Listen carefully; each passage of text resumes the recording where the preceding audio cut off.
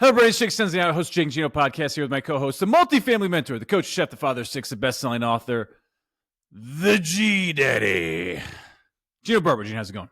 Doing great, brother. How you doing this morning, Jake? You know, we're getting nice and warm and toasty over here, trying to keep it warm in cold Knoxville, Tennessee today. But I got a very special guest today. Today's guest is an international best-selling author. Gino, he spans continents. It's amazing. Speaker, leadership expert, culture expert. He blends psychology, insight with organizational strategy to build resilient, high-performance teams.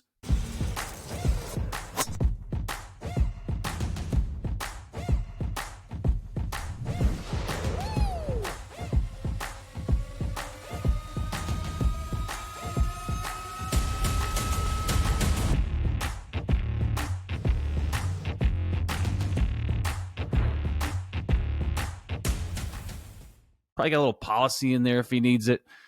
So without further ado, Chris Hunsicker, welcome to the show. Thank you, sir. It's great to be with you guys. I'm excited to have a chance to spend a few minutes together. Oh, we're going to keep you for a while. We're going to keep you. So let's get to know each other a little bit. Was there a turning point in your business career that set you on the path that you're on today? I personally had, an interesting inflection point, but it's not about me. Anything that we can kind of get to know you a little better with there? Yeah, 100%. And I'd say it was a pretty significant turning point. I began my career as a marriage and family therapist. I worked with adolescent drug addicts, and it was great. For 5 years, I thoroughly enjoyed it. It was the best foundation I could have had. And then my hospital was bought by a large corporation. We won't go into their name, but they're evil. What year was that? That was 1993. And they basically closed down my entire program, 200 kids in aftercare, everything we're doing. I was married, had 5 kids. My wife was a stay-at-home mom, and I had interesting situation. And I'm sure you've been in corporate America. You see it. The guys come in with the CIA sunglasses, the suitcases. They sit me down, and they're like, hey, we can make 8% more money with cardiac rehab than drug rehab, so we're going to close your program. And you have too many FTEs, Chris. So if you fire 3 of your staff, you can keep your job. If not, then we have to fire you. Now, I grew up as, East Coast, New Jersey, Irish Catholic alcoholic family, full-time employee. Gotcha. And I basically gave him my answer using the F word as a noun, verb, adjective, past participle, all in the same sentence. Went home to my wife and said, guess what, honey? I did the morally correct thing, and now we're both unemployed. Do we got any mac and cheese? And it was an intense day. 2 days later, I get a call from one of my former patients who worked at a large corporation that you would know the name of. And she said, Chris, is there any way you can do for my company what you did for my family? Because my company's more screwed up than my family. I'm like, I don't know. I'm a therapist. I'm not really a coach. She said, I'll pay you. I go, I'm a consultant, man. I can do this. I got it. And but I didn't know that consultants were supposed to lie to the CEO and tell them how great they are, and that's how they got paid. I thought you were supposed to tell the truth. So I go in and I interview some of the bottom performers, some of the top performers. I kind of get a good presentation of what's going on in the business, and I go talk to the CEO. He spends 45 minutes telling me how awesome he is. And at the end of the 45 minutes, I'm like, sir, I got to ask you, if you're so great, why the hell are you going to pay me $2,000 a day to come in and help work with you? And he said, well, people don't talk to me that way. I said, I know. That's a real problem. And then he just got pissed and started screaming and yelling. He had the power desk and everything. And I just looked at him. I said, so you struggle with emotional self-regulation also? And then he really got upset and pounding his fist. I mean, just everything you'd see out of an Office Space movie.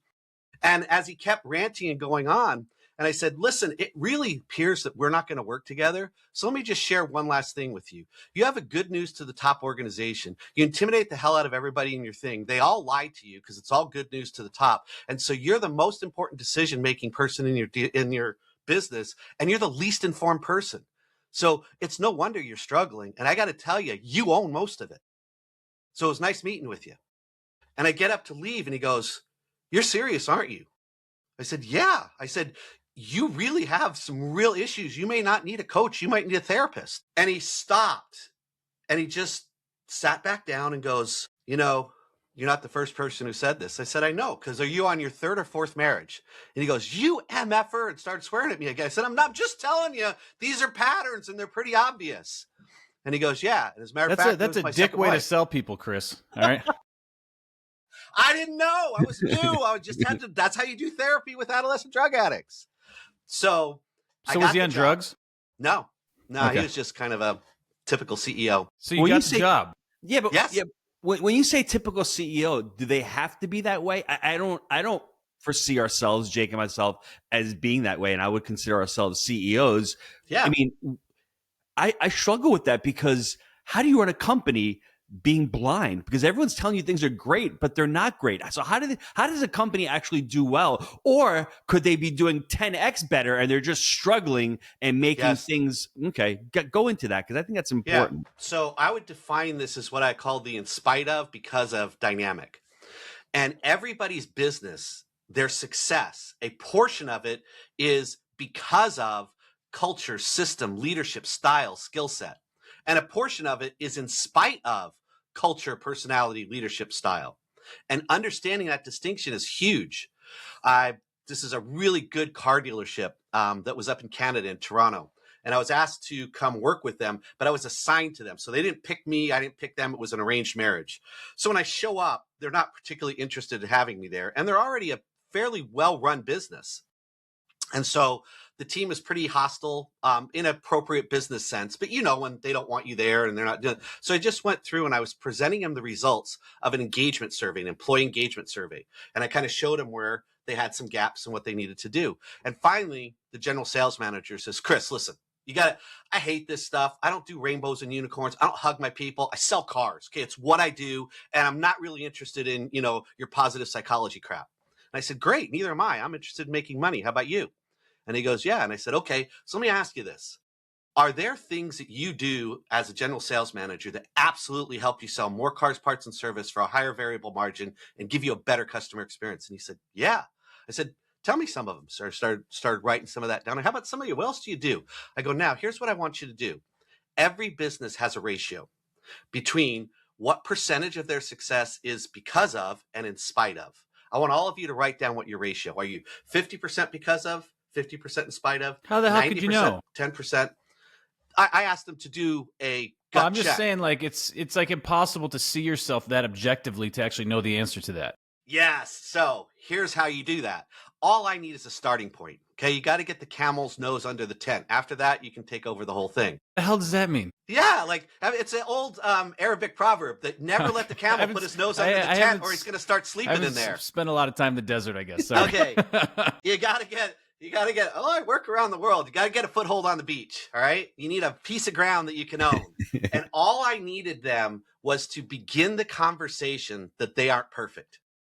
So I said, what's your ratio? I go around the room and basically it was 80-20 or 70-30. I said, awesome. I said, let's say it's 80-20. I want you to take the 20%. I want each of you to write down 3 things that are getting in the way of us growing faster and better. They're things that you probably needed to change, but you've been successful enough that you haven't had to do it. And they did. Then I put all those on the board and I said, okay, this is about business, profit, connection, and execution. So here's what I'd want you to do. Tell me if we made measurable progress on those areas, how much money are we currently leaving on the table? There's a cost to being mediocre. In those areas, you're mediocre. Let's denominate that cost. And in terms of revenue, sales, when we went through it, it came out to about $1.5 million. And I said, so my question is this. I'm a coach. I help people perform better. But you're already good. You don't need to be better if you don't want to. Would you like to make an extra $1.5 million and work on getting better at your business, or are you happy where you're at?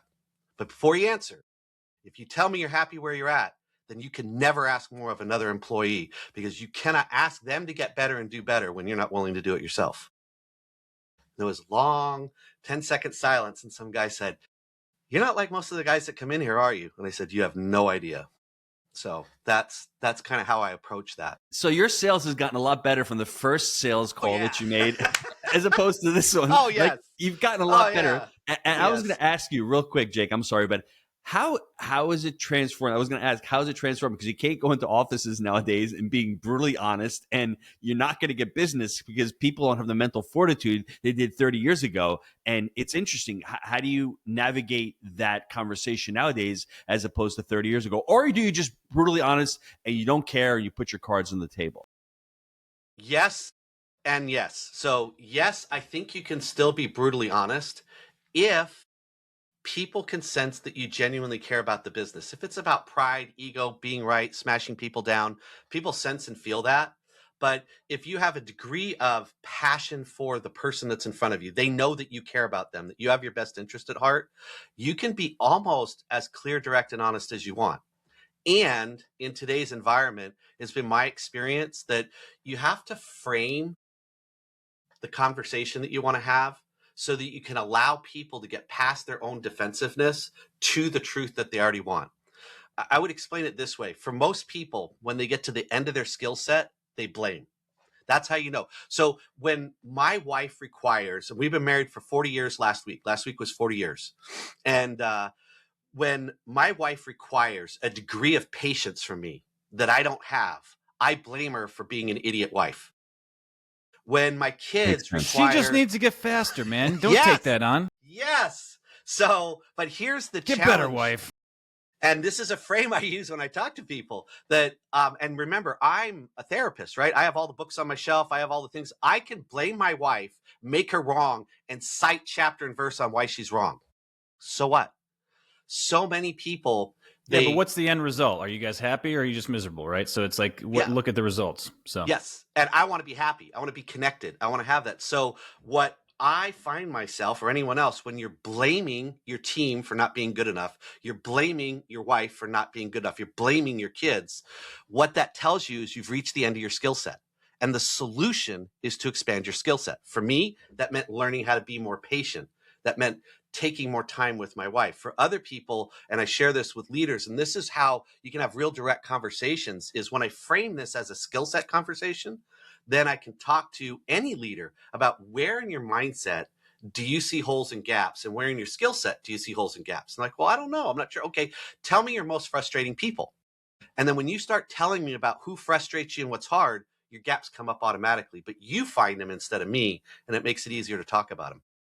Gino, you know what's interesting about what he's saying is that I think if we are not in control of ourselves and self-regulating, the worst parts of your being will come out. Like I know Chris, when he's stressed and he's overworked and he did 15 car dealerships that week, he's yelling at his wife because she's not up to speed because his internal bandwidth is not there. So there's so many depths to this in the sense that if you're not in control of your being and yourself and living a healthy, stable life, you're never going to be able to improve to your highest potential in these personal relationships. 100%. There was no question. I was just wondering, like, okay, give me a question, brother. Hit me with a question because I saw you feverishly writing over there because you don't really. No, I can ask a question. Okay, so this is kind of a silly one, but Chris, what type of therapy? This was my question. What type of therapy did you need after working with car dealerships? Because those motherfuckers are crazy. So I have worked with car dealerships for 30 years. For 5 years, I ran Ford's global coaching program. So I had about 350 coaches in 40 countries and about 3,500 dealerships. And it was the best work I've ever done because I got to travel the world. The funny thing about what you said earlier was you're talking about this fist-pounding CEO, and it brought me back to the scene in Ford and Ferrari when Shelby was pitching him, and the dude's like, "No, we won the war. I'm the man. You don't talk to me like that." That's the exact persona that you presented there. It was kind of wild. And that's what I meant by a typical CEO. So now there are many CEOs that I know that are really good, that don't have those issues. I would suggest that the higher you move up in an organization, the more at risk you are of being an asshole and not knowing it. And that's well, get into the why behind that. Okay. So as you accumulate power in any structure or organization, people tend to water down the level of feedback and they lower the level of conflict in order to maintain proximity, presence, connection. And so you get increasingly less good information. And the best leaders, they mine for conflict. The best leaders try to find, where am I not hearing something? How do I get more of it? And so think of it as a twin. Emotional self-regulation creates the space for honesty. Mining for conflict creates the method or the process for you to hear things that you may not want to hear. simple phrases like, one of my favorite tools is more of, less of. So if you guys worked for me, and I know you wouldn't, and that's cool because you're CEOs, but if you worked for me on my team, I would make sure that at least once a month, you and I took a walk, had a conversation, and I'd just say, hey, Jake, tell me, what do you need more of from me as a boss? And what do you need less of from me? You need to create an environment where it's okay to do that. And then you need to create a mechanism in order to get it. I was going to give you a real world example of how it played out in our organization last week. We have an executive team call, and I realized that this individual on the call was holding back, but still gave a nugget. And so right now the real estate rental market is pulling back from the highs of like 22, right? And we were talking about concessions, and this person was frustrated in the sense that they didn't think we were giving enough concessions on the front end. And it was such a relieving statement because their frustration was coming out. And my thing is, I just want to get to the solutions to make us more occupied, to lease better, et cetera. And so what I offered in that instance was positive reinforcements. I said, give me more of that, because I don't have all the answers. You're boots on the ground. If you think and that's what I'm saying, it's good to get this negative feedback. If you think we're doing something wrong that will make us better, pound that shit. And so then the person felt more empowered to speak freely about it because they were doing something good and helpful. And I think is the key to it is, being able to sift through, which is challenging, what is someone bitching for bitching's sake because they may have something interpersonal going on, where's the real value? Because that's where the gold comes from.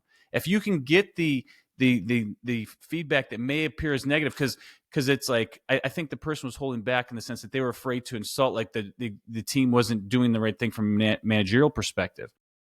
So that's where the gold is, in my opinion, because we've been hitting all these different areas. But if that's one where we can do better on, let's talk about that, right?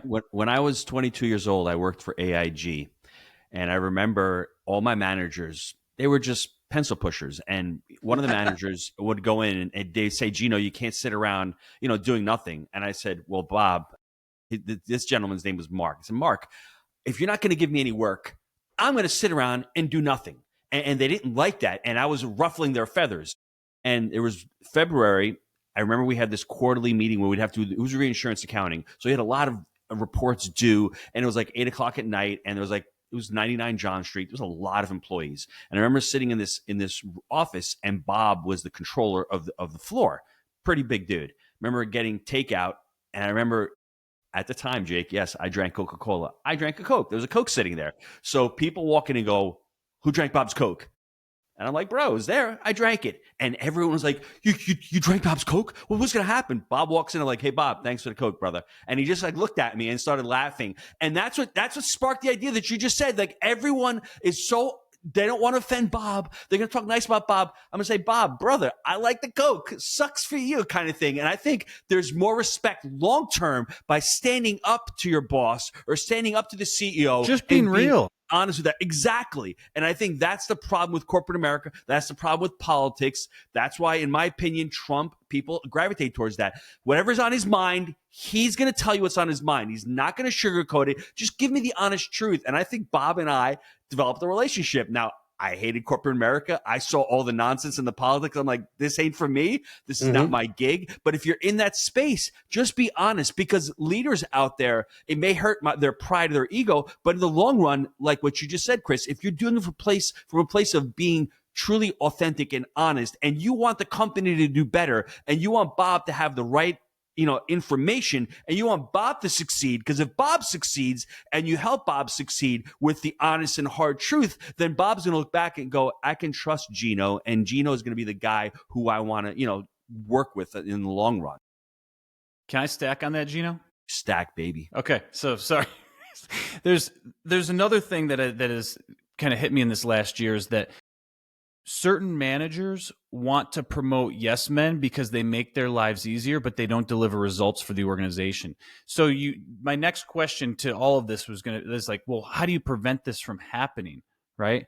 And don't just promote people because they make your lives easier. Look at the actual results that they're putting out, because a lot of times the people that are a pain in the ass, because they're maybe challenging, are going to get better results, but they're going to be a little bit more difficult to manage.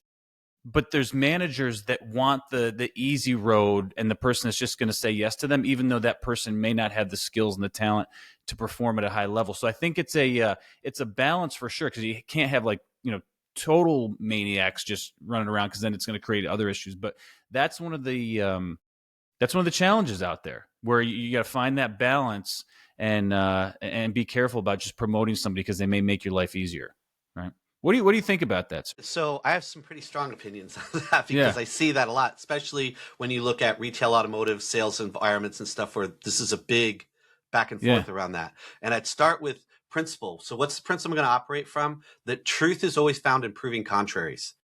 That means that it's not an either or, it's always at both ends. Look before you leap. He who hesitates is lost. Absence makes the heart grow fonder. Out of sight, out of mind. Its truth is always found in proving contraries. And in management, you're looking for two things: results and relationship. Can I give you a department, a goal, and you can produce results? Two, can you build and sustain relationships so that we can keep producing results over time? So those are the two things that you've got to prove that contrary. And I have found that when you're talking to someone, so if you're the senior VP and you're interviewing me about promoting two different managers, and I'm looking at promoting Gino as the choice, you want to be able to have a conversation, say, okay, so Chris, tell me about, from a relationship side, what do you like about Gino? What does he do? How's he going to make the team better? Where's his glue? What happens?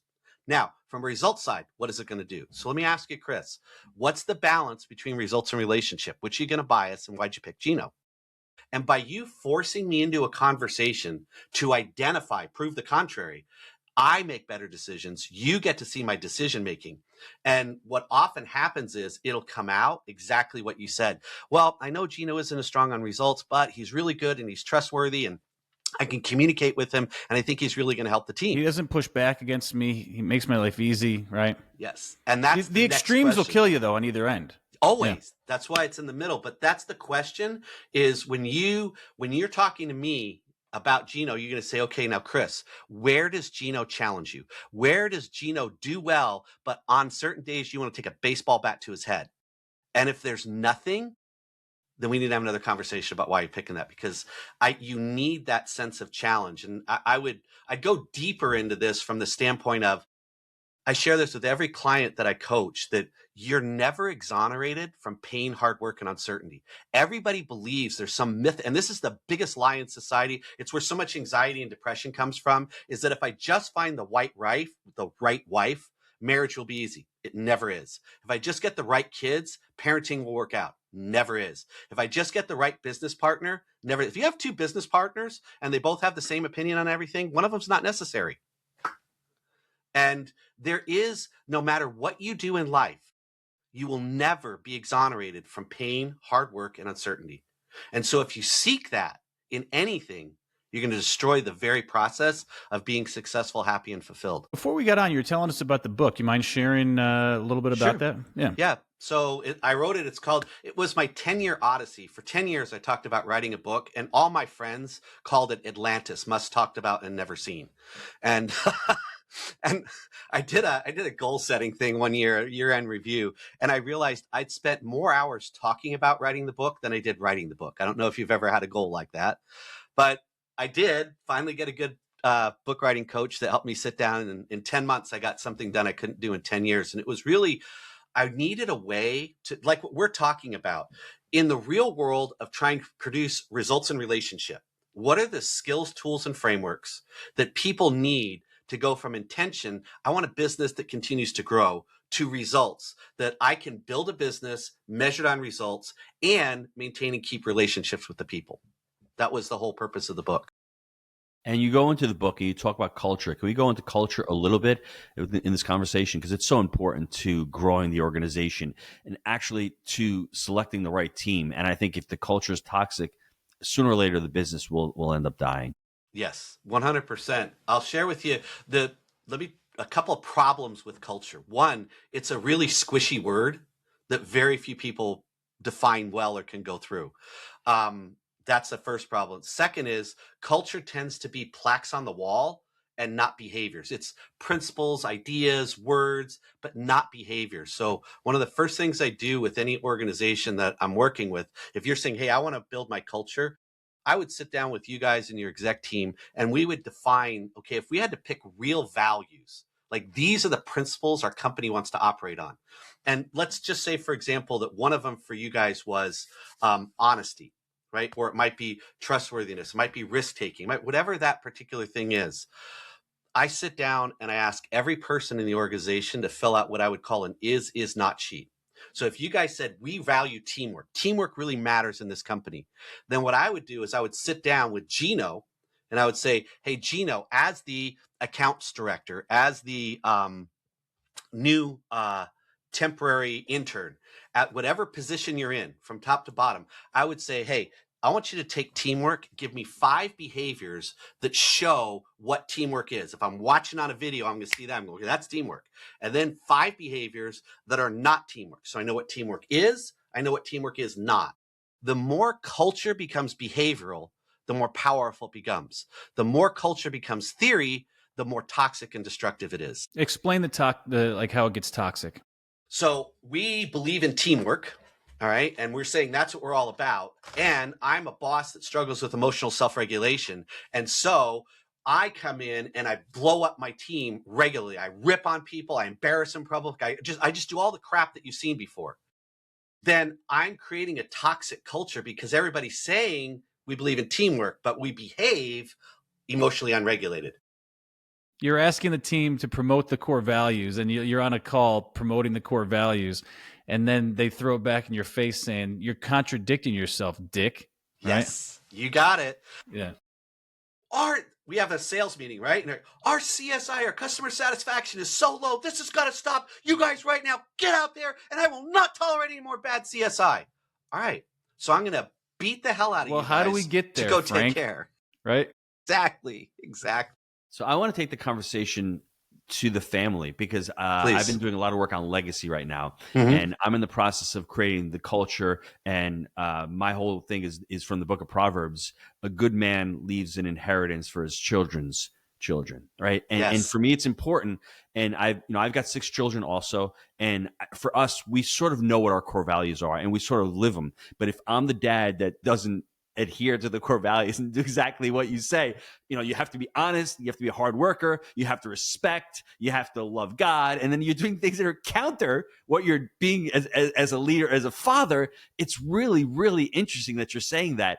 And I think for me, the family aspect is very close and very, very intertwined to creating a business. Because if a family doesn't have a mission statement and core values, and even that legacy component, you want to continue on. And even with your business, you're building the business. It's serving you, but it's also serving your employees. It's serving customers. It's serving your family, and hopefully you can leave it along. Do you see there's parallels there? And I mean, maybe help me out as far as being a father trying to create culture and core values for the family. Be my pleasure. And yes, like 100%. I was in Northern California with one of my clients, a car dealer group, Hansel Automotive, and Justin Hansel's the owner. And after about working with him about 6-8 months, he came to me and said, Chris, every coach consultant I've ever worked with is trying to finish up by 3:00, catch the 5:00 flight and go home. But you'll stay till 6 or 7. You'll go out in the evenings with my people to help them with their, teenage son that's struggling or their marriage or what's going on. He goes, I don't get it. Like, what's going on? And I said, why are you asking? He said, I need to know. I said, you really want to know? And he goes, yeah. I said, I believe God put me on the earth to heal families. And 90% of the people that work in car business are never going to go to a therapist. But if I can help a dad get emotional self-regulation in his dealership so that he could sell more cars, then he's going to go home to that 15-year-old son that's trying to decide, do I go down the drug path or do I go down another path? And he will be able to have the influence and the connection to help that kid. And when in the family you do things right, there's a multi-generational effect. When you really live those core values, when you really teach those principles, it will last for 3 or 4 generations. When you fail to do that, it will last for 3 or 4 generations. So the kind of real deep culture work that I do, The real value is you get a multi-generational effect. And it comes primarily not from the clear articulation of values. Every teenager can tell you the dad or the mom lecture, and they'll do it. Like, kid can say, Dad, sit down, let me do this. I can do it better than you can. No child lacks a knowledge of parental values. They lack a commitment to them. But we think if we keep telling them the values louder and more often, one day they're going to, oh, Dad, thanks, I get it. They've gotten it forever. They just haven't committed to it. And a lot of times the main reason they don't commit, this isn't always all the time, but it's a common characteristic, is we haven't modeled what in religious terms would be repentance. We value treating each other with respect. I lost it. I got overheated and over angry. It's more important for me to be able to go to my daughter and say, you know what? No one ever deserves to be talked to like that. There's nothing that you can do that's so bad that justifies me yelling and raising my voice like that. Just because you're a human being and breathe, you deserve that level of respect. I was wrong. I'm sorry. That is how you teach values, not by a great Monday night lecture on the value of respect in the workplace. That is the hardest thing to do because I've done it and I know it is. And it took me years and years and years to figure that one out. It's really simple. These are not complicated topics, No. but they're not easy to do. They're very hard because we're broken individuals as it is, and I've got pride and I've got ego, and I don't want to tell my 13-year-old that I'm wrong. I mean, it seems like a sign of weakness as a male to say that, but at the same time, No, they'll respect you more for it, though. they will. But it's hard and this is let's translate this into the business world. In the business world, is well, hey, you're right. Projection was rents were growing, but obviously you're right. You said they weren't. As you were talking about with concessions, Jake, every now and again, the employee was right. Could you imagine saying, hey, you had the right idea, I had the wrong idea? Can you imagine that's the kind of culture you want to grow with the company? I mean, take those principles and you can intertwine them between business and family. Jake, what were you going to say? I'm sorry. Oh, I wasn't going to say anything, but my thought was that he's very sneaky, Gino, because no, and it sounds like I'm going to be a hater, but obviously we've all been in car dealerships, right? And you have some men in those car dealerships that are extremely high performers, but also a lot of them have some pretty screwed up lives at home, right? Mm-hmm. Like they're dealing with some shit, divorce, maybe drugs, whatever. But they have a lot of potential, but they have maybe were misguided as a youth or just went down the wrong path. So you're really tapping into an interesting vein there, because the more of those types of guys that you can help, if you set them on fire with their interpersonal lives, they could probably lead very successful lives, professionally, but also in society if some of them got their shit together. So 100%. Good for you. And just as, when I said the typical CEO, there's many that aren't like it. You would be surprised how many great dealerships there are that don't fit that stereotype, that are good men and women that have a solid, I would say, emotional, psychological foundation, that are working and looking to go forward. Sure. And I'm not trying to generalize or hate. That's why I wanted to kind of preface that, because there's some really good folks, but there's also some wild ones out there too, right? New Jersey. So I'm working with a general manager, owner/general manager of a dealership, and I was doing some survey work with him, and I had to give him kind of the feedback that he was incredibly overcritical. So in this engagement survey I did, the question, if I do something wrong, my manager will notice and say something. He scored 97 out of 100. The question, if I do something well, my manager will compliment and or reward me. He scored 4. I presented that to him and he had a really hard time. I ended up walking him through a process that I call ethical criticism. I talk about it in the book, which is the foundation is you don't have a right to criticize someone without asking their permission. So I pulled all his 19 salespeople together. I gave them all a red poker chip. And I said, anytime that John criticizes you without asking permission first, you play the trick. You can't be inappropriate, can't be insubordinate. You play the chip. John, if you see the chip, you got to stop talking, walk away. You can re-engage at any other time. You just can't do that. I need you to become aware of how often you criticize, because I said you're addicted to criticism and you don't know it. Every day, you just text me the number of chips you have to play. I'll be back next month and we'll follow up. First day, you blankety blank, MF, and I couldn't go 5 minutes without a chip. And I said, oh, addicted? ? And he kept Well, that texting sounds me. like he owed you a chip. Oh, yeah, totally. But by the time he got to the third week, he was down to 4 chips a day. The team, sales team, had a pool, $500 in the pool, to deliberately provoke him every day to get a chip. So it's not even neutral. They're trying to nail him. By the 4th week, he went 4 consecutive days without a chip. I get a call from a 202 area code, which is in, New York, and it's his wife, and she's on the phone, and she says, "Is this Chris Hunsicker?" And I go, "Yeah." And I said, "Who's this?" She says, "I'm John's wife." And she said, "I need to talk to you." And I said, "Okay." He said, 30 years ago when I married John, he was an amazing man. And over the last 30 years, I've watched this business suck the soul out of him. And I don't know what you're doing or what's going on, but for the first time in about 15 years, I've seen the man that I married. And if Ford ever stops paying you to coach him, will you call me? Because I'll pay you. Sounds like you should apply the same principles to weight loss for folks. Because you got if you get people to stop eating chips, which Totally. I haven't figured that one out yet, but if you can do that, you're winning. So You are.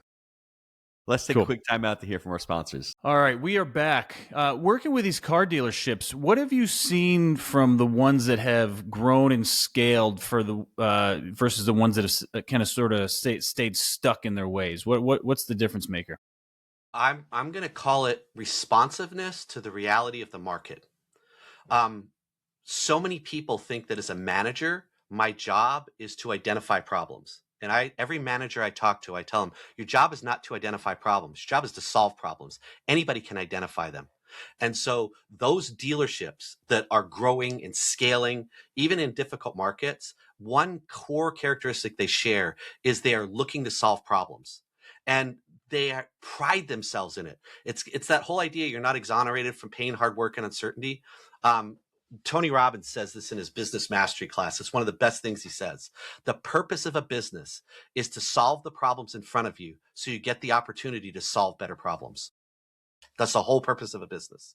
And those companies, those cultures that lean into show me the problem, I'm going to find a way to solve it. They're the ones that scale.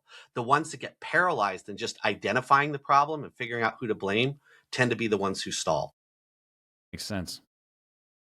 So you're finding new problems, you're finding bigger problems, better problems to solve. How then do you build a culture of leadership? I would suggest we could talk for hours on this, but for the podcast, I want 2 veins. Number one is I would call it employee development. Cultures require competent people, not just competent leaders. And because of the changes in environment, what's happened with social media, the changes in Gen Z and Gen Alpha, there are, I would say, 5 core skills that the average worker comes into the workplace without. And because they don't have them, you have a very hard time maintaining high performing cultures. And as a business, it's your job to develop these in your people because the institutions and society has let you down. The number one is psychological resilience. Most people coming into the workplace today do not know how to take a punch and get back up. They just don't know how to do it. They just don't have a sense of psychological resilience. They believe that their job is to identify why things are unfair and then complain about the unfairness. Which is exhausting for the leader. If we're being completely honest. Yes. I don't want to, and the last thing I want to do is be the victim here, but that shit gets old, man. So you're about to give us the strategy on how to fix that. So because it only you're wearing me out. Don't be soft. Exactly. Suck it up.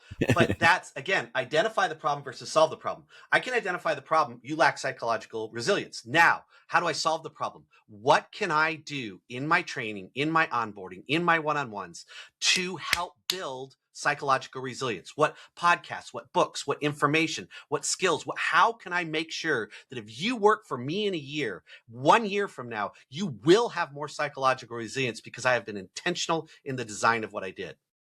The second piece of that is what I would call self-efficacy. This is the sense that you can do hard things. We focus for 30 years on self-esteem. I can make you feel good about yourself and then put you around other people and you're going to find out, wow, I really am ugly and stuck. I really suck. Yeah. But so what? What you need, efficacy, what Bandura talked about was it's that sense that you could do hard things that, okay, I sit down to play the piano and Gino sits down and Gino crushes it and I can't.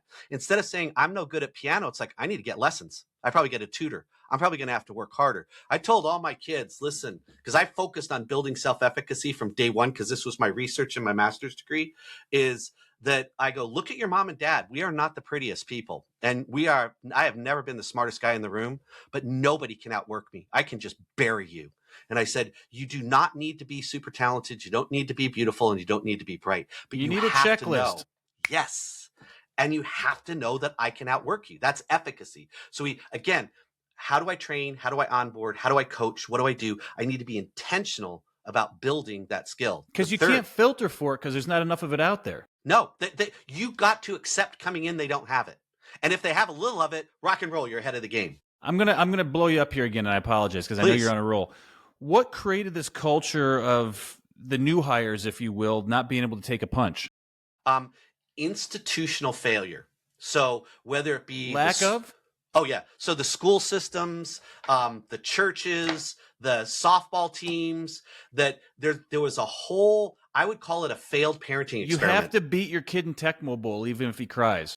Totally. Every time. And Wave Race and Fortnite and everything else. And chess. It is, but and it tennis. Is, yes. But it is the delusional idea that if my kids feel good, then I have succeeded. And that is the most destructive, false, untrue thing ever. My job is, how do I help my kid in the midst of feeling bad, persevere and move forward? I'm struggling with that right now personally. Like, my kids are, my two oldest are 7 and 11. And, sometimes I get like a sideways look from my wife because we'll be playing like a football game and I'll beat him and I'll lose his shit. Or my daughter is doing something and she starts to get angry and I'm like, where is this perfectionism coming from? Like you guys got to toughen up, man. And so I'm just keep pounding. Then we'll have another thing to pay for a therapist down the line with, right? No. So no, remember, good. proving contraries, right? So yes, you need to create the experience and opportunity for failure. Mm-hmm. Then you have to create a way to process and frame it such that it's empowering. So do you know the lady, I forget her name, who founded Spanx? Yes. Okay. I know. Yes. Yeah. Okay. Yes. So her dad, while they were in high school, all the kids, every day when they came home from school, they'd sit around the dinner table and he'd say, okay, tell me one thing you failed at today. And he normalized failure so that their whole growing up experience was, you will always fail. You'll fail every day. That's part of it. Now, how do you learn from it?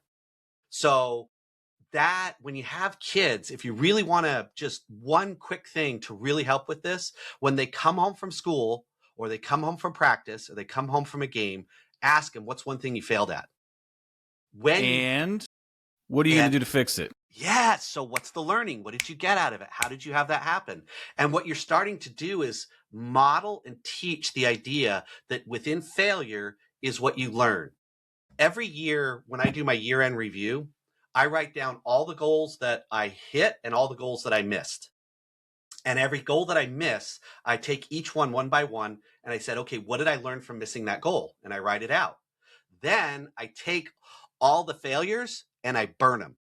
And I take the learnings forward and leave the failures in the past. Most everybody else in this perfectionism cycle, they leave the learnings in the past, therefore they repeat the problems, and pull the failures forward.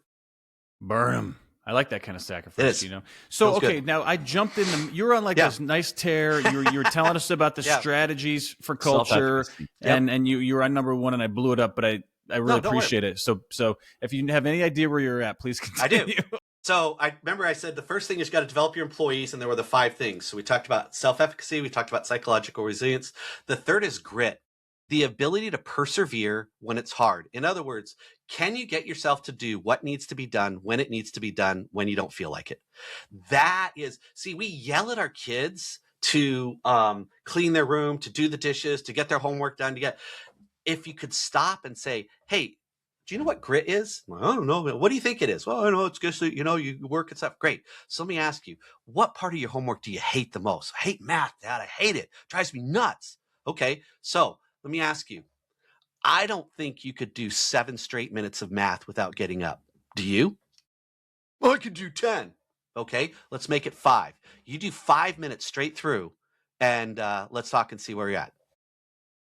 That little micro steps, little micro things to help them start to make the connection between, I don't feel like doing it, but I can make myself do it.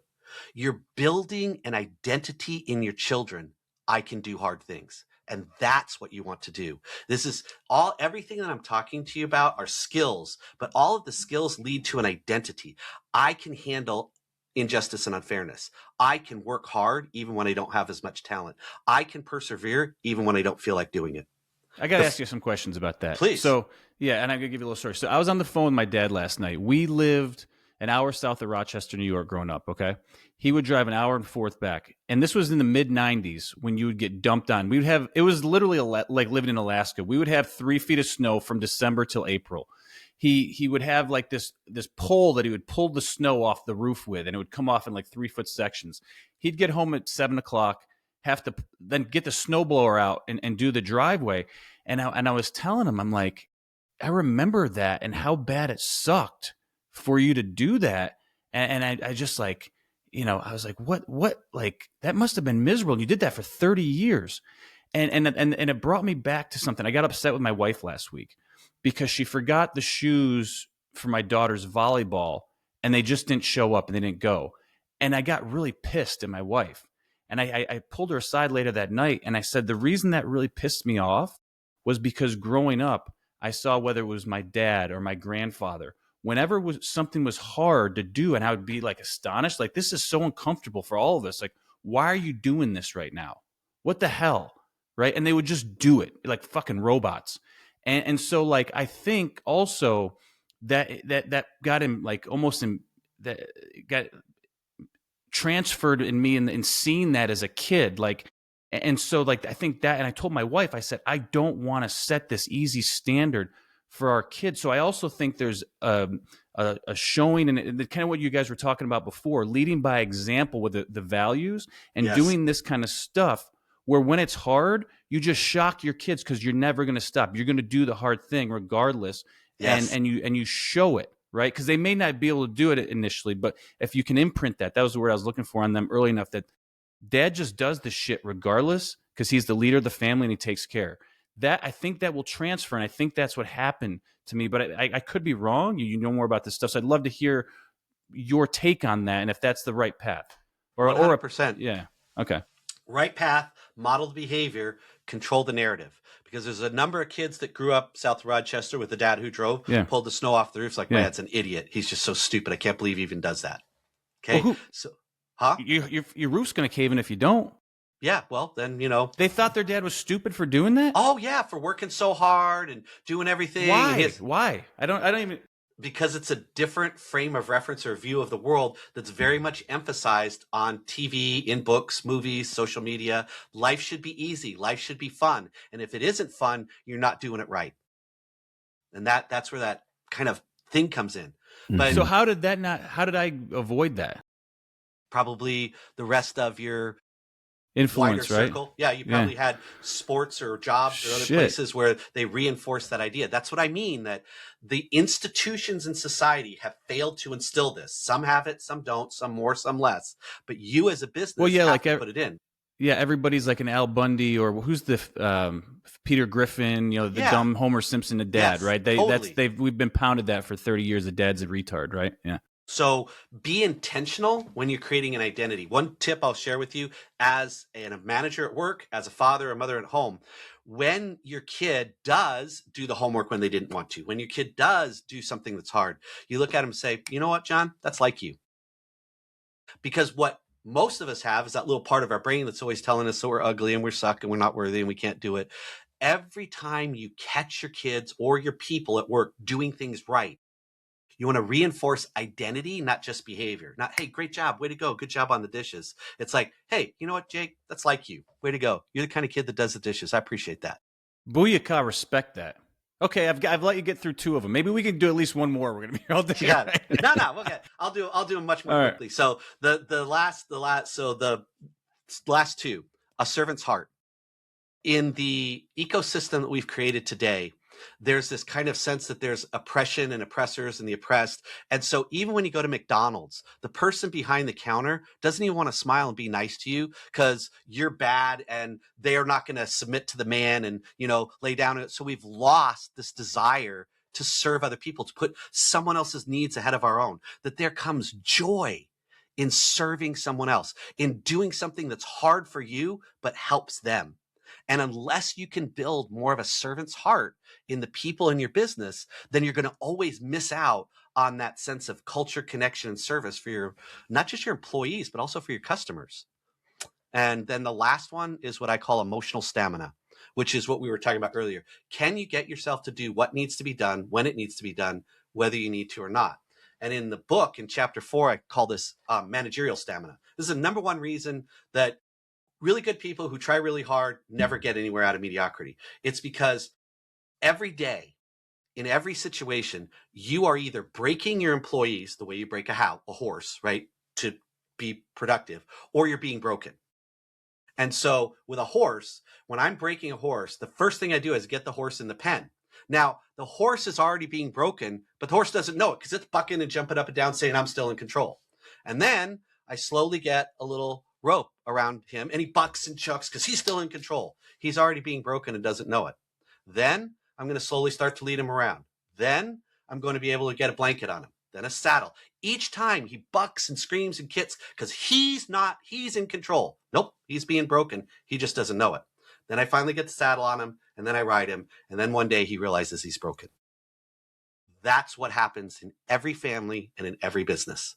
That every day your people are breaking you of your commitment to excellence, of your commitment to productivity, of the culture that you're trying to create, or you are breaking them of their commitment to mediocrity, their commitment to ease, and their commitment to drama. And just like in a sale, if you come into a car dealership, then either I as a salesperson will close you on a car deal or you will close me on an excuse, but a close will happen. And every day, everybody is either being broken or they're breaking. And so many managers, their employees know, you ain't got the stamina. I just have to outlast you. If I act dumb enough, stupid enough, long enough, you will give up and I own you. Damn, that's some hard truth right there. You a fan of the way Nick Saban approached coaching? I'm just like, that thought came into my head when you were speaking. I don't know if you have any. You may not even follow football, so I do follow football. I love Nick Saban. I love the way he coaches. Yes, I would say Nick Saban is a different variant of John Wooden. Unbelievable attention to process, detail, and simple fundamentals without all the ornamentation. That's what makes him so good. Without the ornament, what do you mean without the ornamentation? I'm sorry. Rah-rah, jumping up and down, crazy how shit. great we are. Yeah. Philadelphia Eagles putting in the stupid duck that blowed up in there so they get better positive vibes. That was on the news this morning. I was thinking about John Wooden because John Wooden Yes. was not, or he won 10 in a row. He was just incredible, simple guy, keep doing the things repeatable, just a great role model. Talk about culture. Yes. And I mean, so that's why I thought Nick Saban, you were saying he was the opposite. Same. Nick Saban is just, he's less a fluffy, huggy version of John Wooden. John Wooden had that English gentleman demeanor to him. And Nick Saban has much more of that Detroit Motor City hardness to him. But they're the same guy, same process, same approach, same success. Last question for you. What is the question that you wish more people asked you? I feel like you have a lot to offer, and I feel like you walk away from these podcasts going, oh, that one thing. I don't know, but I could be wrong. You actually asked it, which was when you said what needs to happen for organizations to get better, and I kind of walked through the 5 things that we're missing. No, that was great. That's the piece that I feel needs more. That's my next book that I'm writing right now, is on those 5 things and how businesses can help people develop them, because everything in our society is dependent upon business and enterprise saving the day. There is nobody coming to save us from the government. And we have got to find a way to use businesses as the ultimate lever and institution to build the skills necessary so that we can have the communities that we want, and that will build the families that we need. I would say I would take it down even a step further, because the original, I think, setup or system is the family. So the family originates. That's the original model. And from the model, you go into the business, because Aristotle talked about that, from being a constitutional republic to a democracy. And when you run because I'm trying to create a family office within my family, and I think everyone should be able to think of their family as the typical family office, not just from the wealth perspective, but from the perspectives that you're talking about. It's human capital, it's intellectual capital, and it's financial capital. You put all of those 3 together, and if you create a healthy family, then from creating the healthy family, your children understand business from that aspect, and they're able to add value to the family itself, and then they're able to go out into the world and add value into the world. And if they don't want to run a business, they don't have to run a business. But if they're part of a business and working for a business, they have the psychological resilience, they have the self-efficacy, they have the grit, they have the servant's heart, and they have the emotional stamina. They have all 5 of those because they've already been cultivated within the family. And when you talk about the dissolution of the family over the last 50 or 60 years, that's the biggest thing. I mean, we homeschool our kids.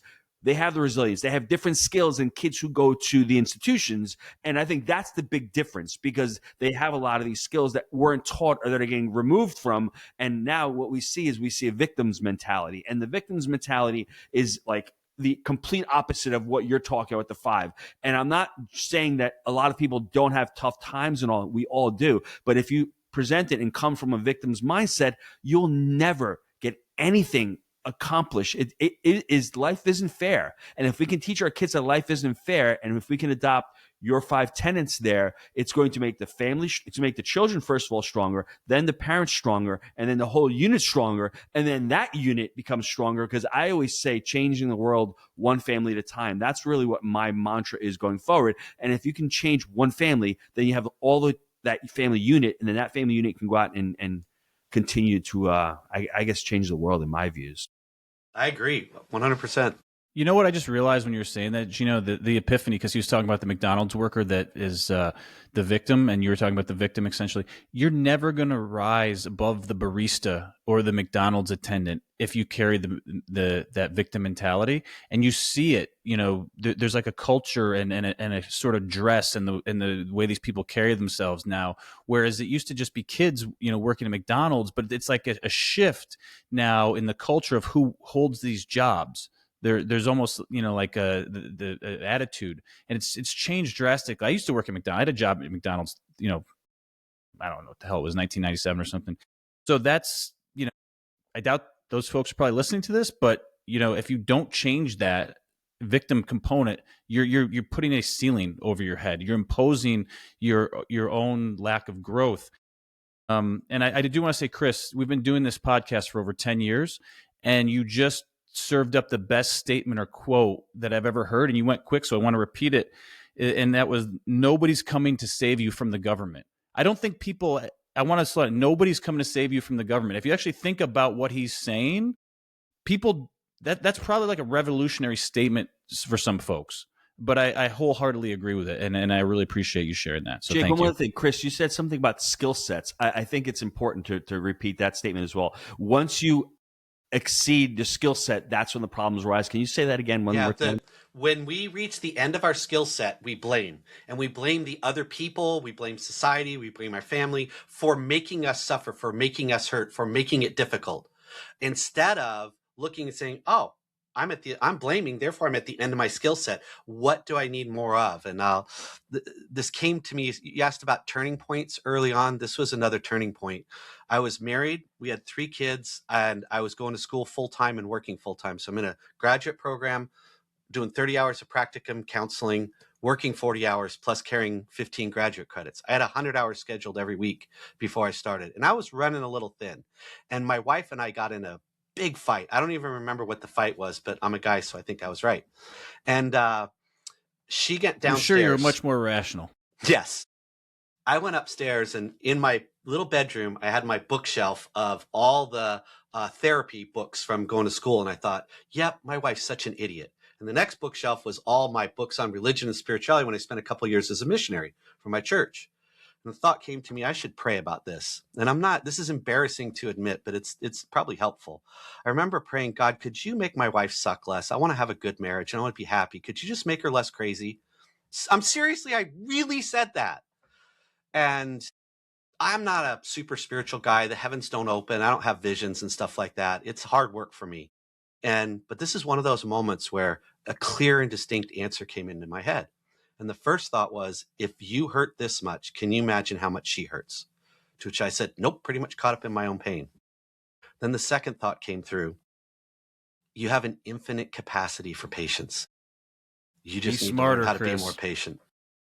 Find And more that, solutions, Chris. Think about what you're doing to the other person. It's not all Yep. you. Get the But ego I down. did.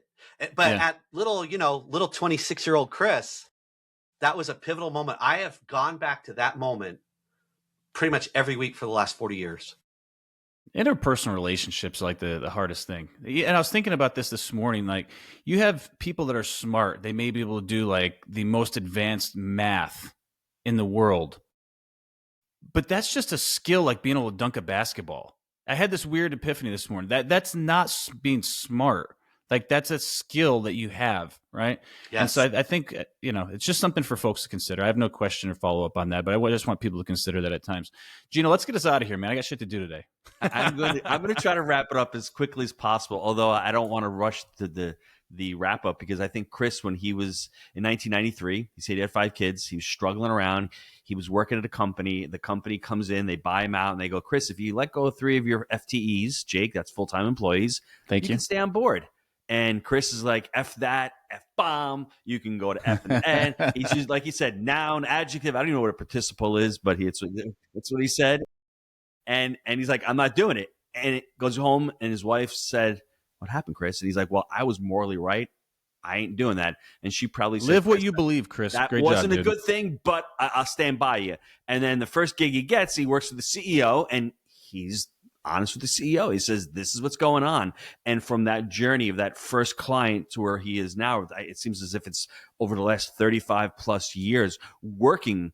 The interesting component of using therapy in the practice, because it's really important, making people understand and making people have that emotional intelligence. I think a lot of that lacks in corporate right now. And I'm going to mention these 5 again: that psychological resilience, the self-efficacy, the grit, the servant's heart, and the emotional stamina. If you can focus your life and if you're a father, work on those 5 things. And if you're a leader, if you can focus on those 5 things to help with the culture within your family, within your organization, sooner or later, that organization will grow and it will thrive. Well said, Gino. That's a top 10 wrap up for you, my friend. Thanks, well done. bud. All right, guys. As always, we believe in buying deals for the long term. Think in decades. I'm Jake. He is the G Daddy. We make it happen. We'll see you next time. Thanks, Chris. You're welcome. My pleasure.